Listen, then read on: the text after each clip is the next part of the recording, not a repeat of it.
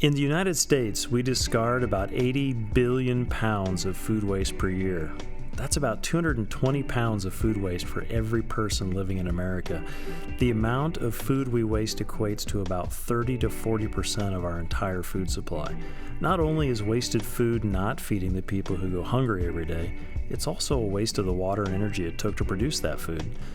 Food also takes up more space in U.S. landfills than anything else, negatively affecting climate change because it releases methane, ultimately contributing to 11% of the world's total greenhouse gas emissions.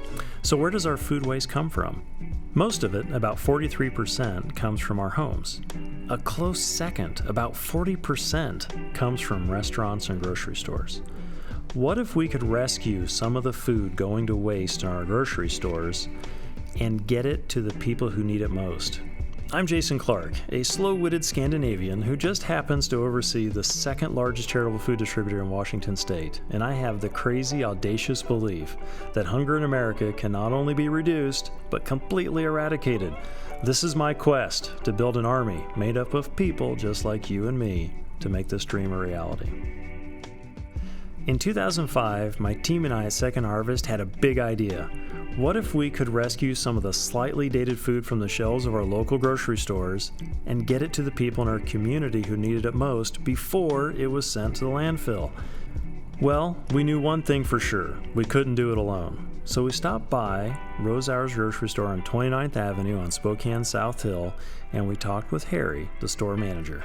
I don't know, Harry, if you remember, this was probably 15 years ago. We sat down and chatted, and we talked about this crazy idea of picking up your leftovers. I remember that, yeah. You came in, and one of the things that I thought instantly was, that's a great idea. Oh, good. Because unfortunately at that time, a large part of that just went into the garbage dumpster. Yeah. Yeah, and it's like, wow, we can put it in somebody's hands and make it useful, and you guys were going to do all the work. So, hey, that was great. Nothing wrong with that. Yeah. One of the experiences we have all the time is we'll run into folks, and they mean real, they have great ideas and they want to be helpful, and they'll say things like, have you guys ever thought of like picking up leftovers at grocery stores? And the answer is like, yeah. We're doing a lot of grocery stores now. We do that, yeah. How does it work here in the store? Like, tell us what the process is. You're constantly looking at your product, making sure that it is in code, that it's still saleable. The bakery department, they have items that have to be pulled because, they've reached their code date. But under no circumstances are those items not usable. So how does all that good food get from the store to the people who need it most? It's picked up at the store and delivered to local neighborhood food pantries weekly and often daily by phenomenal volunteers, people just like you and me. One of the incredible volunteers that has helped make the grocery rescue operation a success from the very beginning is Pat Schaefer. Pat works with Mike Thompson from Second Harvest on our grocery rescue program. Pat, you're one of the great volunteers at Southside Pantry. You've been coming here to Rosauer's to pick up food. Tell us how'd you get started on this adventure? Where did it begin? Well, I started volunteering with the actual day we hand out food, which is Saturdays, and someone noticed I had a truck and said, hey, Pat, how would you like to actually pick up the groceries from the stores? And I said, well, I could do that. So here I am. Here you are. So what's the process? What happens when you show up here at the store? I'll come, and I'll ring the bell, and the employees back here will open the door up for me. I'll come in, stay out of the way. This is a business, a lot going on, right? Yeah. And I'll go and pick up from the dairy area and the produce. Typically, there's a whole lot of produce. Yeah. And then also the deli area and the meat section. And I'll come back through and load it all up and get the bakeries and take it out. So today we have a metric ton of bakery. Not literally, but a whole lot. All right, so this is my colleague Mike. He runs our grocery rescue program. Mike, tell us a little bit about how's this thing work? What's the magic behind the grocery rescue program? I'll tell you, the magic is it's almost on autopilot. What happens is we have about 200 stores as a whole in our service area. We pair them up with local food banks and feeding centers that pick up the product. And boy, volunteers make the magic happen. They really do. The store receivers, the store managers, they are so committed to making sure that this product gets to people in need. It's just humbling to watch. It provides great variety for the food banks because a lot of times, we don't necessarily have the budget to be buying tomatoes and green peppers all the time, or the meats and stuff from the deli. So it provides a lot of that product that we don't necessarily have regularly. Yeah. This provides it regularly for the food banks.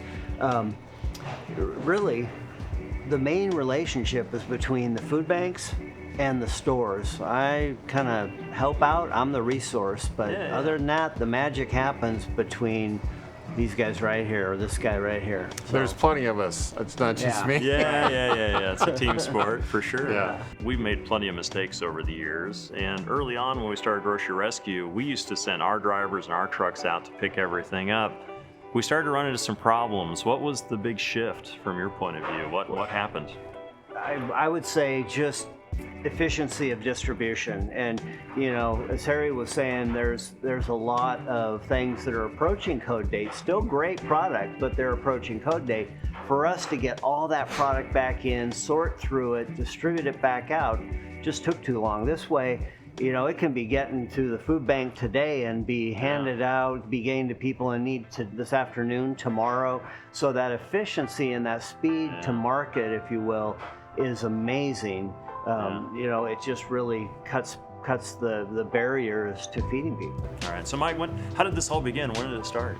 Well, it started right here at this store as our first store in 2005, and it has just grown steadily over the years. Today, we partner with about 200 stores, a few restaurants, and 130 food banks, feeding centers pick up at those 200 stores. Yeah. And it comes out on whole, it's about 13 million pounds of foods that are distributed yearly through this program. And how often does this whole thing happen?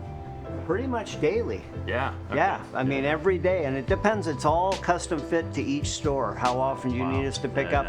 Some stores are daily, 7 days a week. Some stores that are smaller are kind of, we'll call you when we have stuff, which could be 2-3 days a week. So. Wow. Well, Pat has a pickup and he has a couple free days. So. The generosity of each of the 200 plus stores still blows me away every day, as do the people like Pat, who on their own time load up this food and deliver it to dozens and dozens of food pantries across eastern Washington and North Idaho. Pat delivers his food to the Southside Food Pantry in partnership with Southside Christian Church. I helped Pat unload his haul from Rose Hours with Cliff Rigsby, President and CEO of Rose Hours. Cliff and I helped sort the food with Nicole Caballero, Food Pantry Operations Coordinator for the Southside Food Bank. So, Cliff, we just talked to Harry over at Rose Hours. You all were the first. Tell us, what does this mean to Rose Hours? Why are you guys in this? Well, I think that's cool. I didn't realize that Harry was the first until we were just over there talking to him. It was a brainchild of yours that said, hey, some of these things are just going in the trash. Why not give them to folks that can need them, because they're still good and wholesome. Why not do that? So I think it's great. Obviously, it aligns perfectly with Rose Hours' mission to take care of health and nutrition needs in the community, right? So this fits perfectly in that.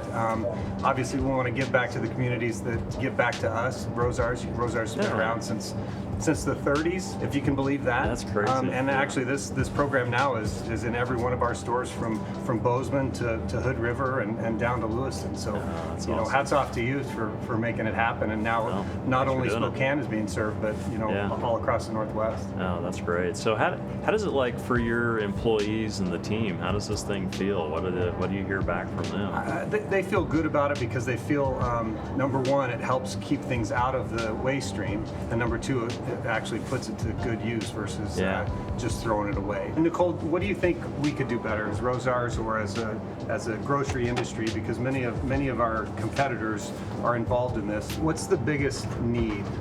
Is it produce? Is it meat? What can the community do if someone wanted to help out? Produce is definitely number one, just because of the shortages, and dairy. So milk, yogurt, cheese, and meat also, because it's expensive. So, Nicole, what else do you need to keep doing this great work? Is there something we can help with? Absolutely. We always need volunteers. Okay, so more Monday volunteers. through Saturday. Yep. On Saturday, it takes about 40 to 50 volunteers to get the show running smoothly. And during the week, we can always use help with grocery rescue Okay. and with sorting.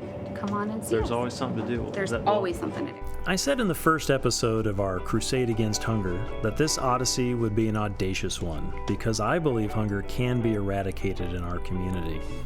I also said it will only happen with the help of amazing people, like the ones I talked with today, and people like you.